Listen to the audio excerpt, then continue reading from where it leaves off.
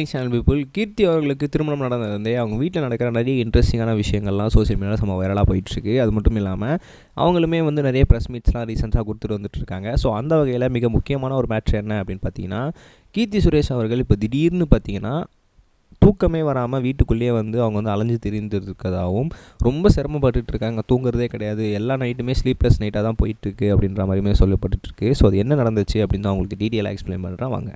முதல்ல மேட்ரு என்ன அப்படின்னு பார்த்தீங்கன்னா, கீர்த்தி சுரேஷ் அவர்களுக்கு மட்டும் இல்லாமல் நார்மலாக ஒரு பொதுமக்களாக இருந்தாலே வந்து எப்படி இருக்கும் அப்படின்னா, ஒரு வீட்டில் நம்ம வந்து இவ்வளோ வருஷமாக இருந்துகிட்ருக்கோம், வேறு அறையில் போய் தூங்கினாலே நமக்கு வந்து தூக்கம் வராது. ஸோ புது இடம் அப்படின்னாலும் சுத்தமாக இன்னும் தூக்கமே வராது. ஸோ அப்படி தான் இவ்வளோ நாளாக கீர்த்தி சுரேஷ் அவங்களோட சொந்த வீட்டிலே இருந்திருப்பாங்க. ஸோ அப்படி இருக்கும்போது இப்போ திடீர்னு வந்து ஆண்டனியோட வீட்டில் தான் இனிமேல் இருக்க போகிறாங்க அப்படின்னும் போது புது இடம் அவங்களுக்கு சுத்தமாக பழகவில்லை.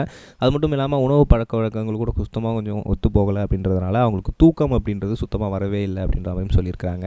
ஸோ அங்கே இருக்க ஒரு நாளுமே வந்து எனக்கு தூக்கம் வராமல் ஸ்லீப்லெஸ் நைட்டாக தான் இருந்துகிட்டு இருக்கு. பட் வந்து டயர்ட்னஸ் அப்படின்றது நாளுக்கு நாள் அதிகரிச்சுக்கிட்டே இருக்குது அப்படின்ற மாதிரியும் சொல்லியிருக்காங்க. ஸோ இதை பார்த்து ஆண்டனி என்ன பண்ணியிருக்காரு அப்படின்னா, சரி ஓகே நீங்கள் கொஞ்ச நாள் போய் உங்கள் வீட்டில் ரெஸ்ட் எடுத்துகிட்டு நீங்கள் வந்து வாங்க அப்படின்னு சொல்லி நம்ம ஆண்டனி அவர்கள் அமுச்சு வச்சிருக்காராம். ஸோ அதனால் கீர்த்தி கூடிய சீக்கிரம் அவங்க அம்மா வீட்டுக்கு வந்து கொஞ்ச நாள் ரெஸ்ட் எடுத்துகிட்டு தூங்கி எழுந்துட்டு கூட போகிறதுக்கான சான்சஸ் இருக்குது அப்படின்ற மாதிரியும் சொல்லியிருக்காங்க.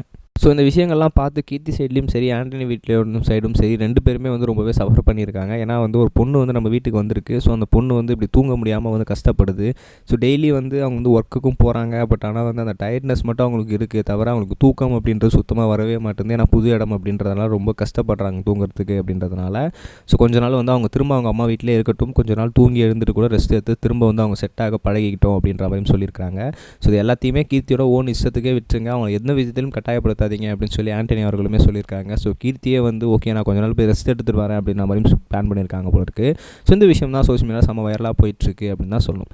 ரெண்டாவது முக்கியமான விஷயம் என்ன அப்படின்னு பார்த்தீங்கன்னா, லோகேஷ் கனகராஜரோட ப்ரொடக்ஷனில் வந்து ரிலீஸ் ஆகிட்டு இருக்க நிறைய படங்களில் ஜி ஸ்குவாட் அப்படின்ற ஒரு ப்ரொடக்ஷன் ஹவுஸ்மே வச்சு நடத்திட்டு வந்துட்டுருக்காங்க. ஸோ அந்த வகையில் அந்த ப்ரொடக்ஷனுக்கு கீழே நிறைய வந்து படங்கள்லாம் வந்து ரீசெண்ட் டைம்ஸில் வந்துகிட்டு இருக்குது. அந்த படங்கள்லாம் வந்து நல்லாவும் இருக்குது அப்படின்ற மாதிரியும் சொல்லியிருக்கிறாங்க.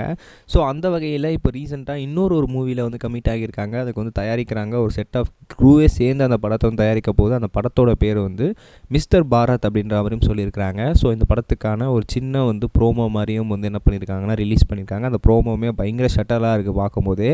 சரி ஓகே இந்த ப்ரோமோ இப்படி இருக்குது அப்படின்னு சொல்லி பார்த்தா ரசிகர்கள் மத்தியில் பெரிய வரவேற்பு பெற்று எப்படா அந்த படத்தை வந்து எடுக்க போகிறீங்க, எப்போ வந்து இந்த படத்துக்கான விஷயங்கள்லாம் நடக்க போகுது அப்படின்ற மாதிரி அப்டேட் கேட்குற அளவுக்கு அந்த ப்ரோமோ வந்து பெரிய வியக்கத்தக்க விஷயமாக அமைஞ்சிருக்கு அப்படின்னு தான் சொல்லணும். ஸோ உங்கள் ப்ரொடக்ஷன் ஹவுஸில் வர படங்கள் எல்லாமே நல்லா தான் இருக்க போகுது அப்படின்ற மாதிரி பெரிய எக்ஸ்பெக்டேஷன்ஸை நாளுக்கு நாள் கிரியேட் பண்ணிட்டே இருக்காங்க. நம்ம நெக்ஸ்ட் சொல்லுங்கள் கைஸ், பை. இது வரைக்கும் கனெக்டிங் டிவிக்கு சப்ஸ்கிரைப் பண்ணனா மறக்காமல் சப்ஸ்கிரைப் பண்ணிக்கங்க. உடனடி அப்டேட்ஸ் பெறுவதற்கு நோட்டிஃபிகேஷன் பெல்லையும் கிளிக் பண்ணிக்கங்க.